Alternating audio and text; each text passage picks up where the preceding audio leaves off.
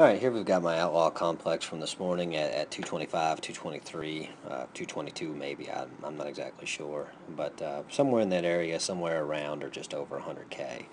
Looking at the setup, looking at this back angle. Back angle is set in that position. You can see that my shins are just slightly forward, as forward as little as need be to get this back angle. And what I want to do through this first pull is break my hips and my shoulders up at the same speed. And the way I do this is I try to focus on driving my knees straight back to vertical and maintaining this position and this position as we go up. One of the things that bothers me in this setup, in which I did poorly, is I didn't pack the shoulder and engage the lat. You can see my shoulders have fallen forward into a very weak position, and what that causes is just this slight rounding of the back. It's nothing terrible. It's not perfect, and there's really no reason for it. I need to have that back angle set more stiffly and that shoulder back and the lat engaged. So again, what I'm looking to do is break those knees straight back and maintain that back angle throughout the first pull, and we'll see how I do with that. You can see there, I do a pretty good job of it, of rising those two at the same time, and as we talked before, the way that I accomplish that is thinking about driving my knees back to straight up and down. Right, and so what I'm at now and what we talked about before is you can see that soft shoulder and not having the lat engaged has created a bit of a gap between my body and the bar. And so what we have in this power triangle position is that bar lagging out in front of me a little bit. Ideally, that lat would be engaged, and that would scoop the bar back to just above my knee instead of just free hanging out there. So from this position, what we do is I want to rotate up into that power position. So I want to take this power triangle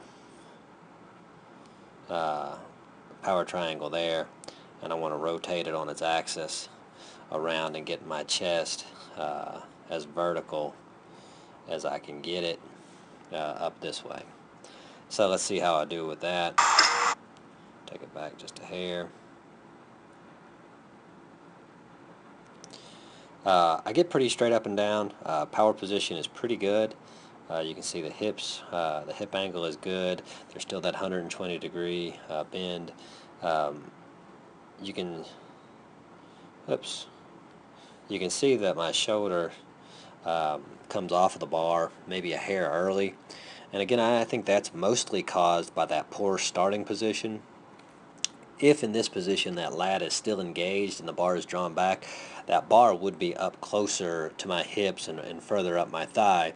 And so I think my timing is pretty good. It's just my setup is bad, and so it causes me to come off. It appear that I'm coming off the bar a little bit. So if you look at this bar tracking, let me draw a better line than that. If you look at this bar tracking, what should happen in this position is I drive that bar up.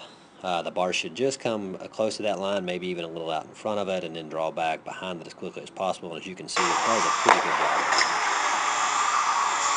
You can see my feet come back just a hair. That's okay. It's nothing major. I'm not driving back in this huge broad jump. It's just back maybe a half an inch to an inch. Good receiving position, driving the elbows up. Caught it high, but I went ahead and rode it down. And it's full clean. And standing up with it.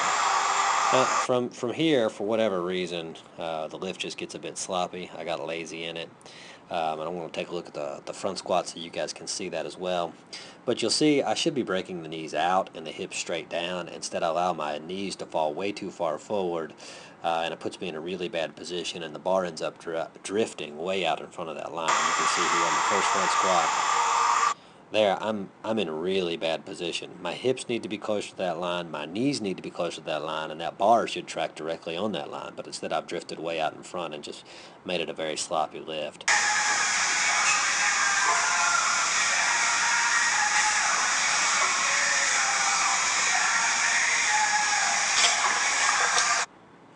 Going on to the jerk. The jerk's not terrible. Again, I drift a little bit far forward on the dip and the drive, and you can see that I should be right on that line, but you can see I drift just out in front of it there.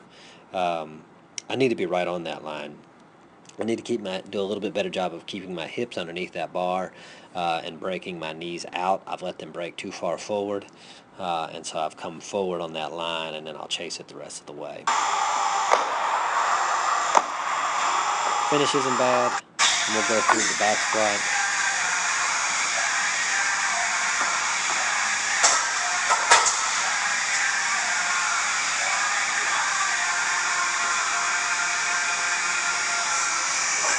And from the behind the neck jerk, I just never give this thing a chance. I struggle with a left shoulder issue, and I just never got close on this behind the neck jerk.